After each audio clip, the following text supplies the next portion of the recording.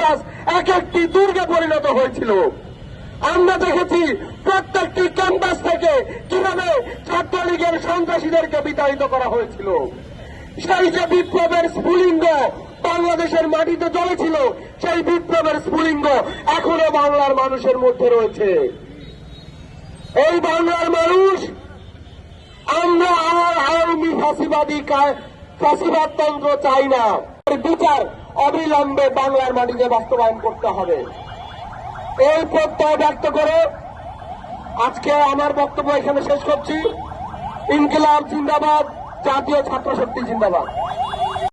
আমরা বাংলাদেশের সংস্কার চাই এবং বর্তমান সরকারকে এই সংস্কার অবশ্যই বাস্তবায়ন করতে হবে।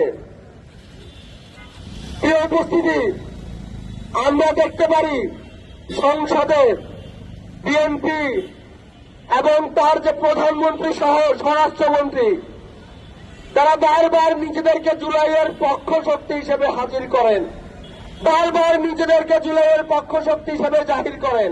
কিন্তু আমরা দেখতে পাই তাদেরই পাশে বসে থাকা সংসদ সদস্য ফজলু এবং নীলুফার মনিরা টকশোতে বসে এই জুলাইকে মেটিকুলাস ডিজাইন কিংবা ষড়যন্ত্র হিসেবে আখ্যা দেয়।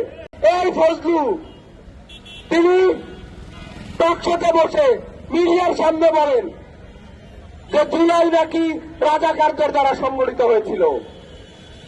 আপনি যদি জুলাইয়ের পক্ষ শক্তি হয়ে থাকেন মিস্টার প্রধানমন্ত্রী, তাহলে অবশ্যই আপনার পাশে বসে থাকা এইসব কুলাঙ্গারদেরকে শাস্তি করতে হবে।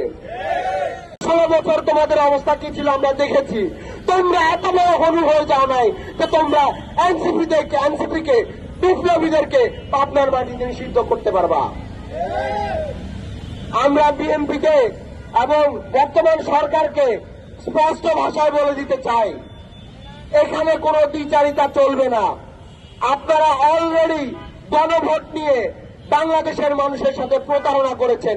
দ্বিতীয়বার আর কোনো প্রতারণার সুযোগ আপনাদেরকে দেওয়া হবে না। আবু সাইদ খান, যে আবু সাইদ খান ছাত্র জনতার উপর গুলি চালিয়েছিল, সেই আবু সাইদ খানকে বাঁচানোর জন্য বিএনপির শিমুল বিশ্বাস সহ অন্যান্য নেতারা সবাই উঠে পড়ে লেগেছে। তার বিরুদ্ধে কথা বলায় স্থানীয় বিএনপি নাকি এনসিপি কে নিষিদ্ধ ঘোষণা করেছে পাবনাতে।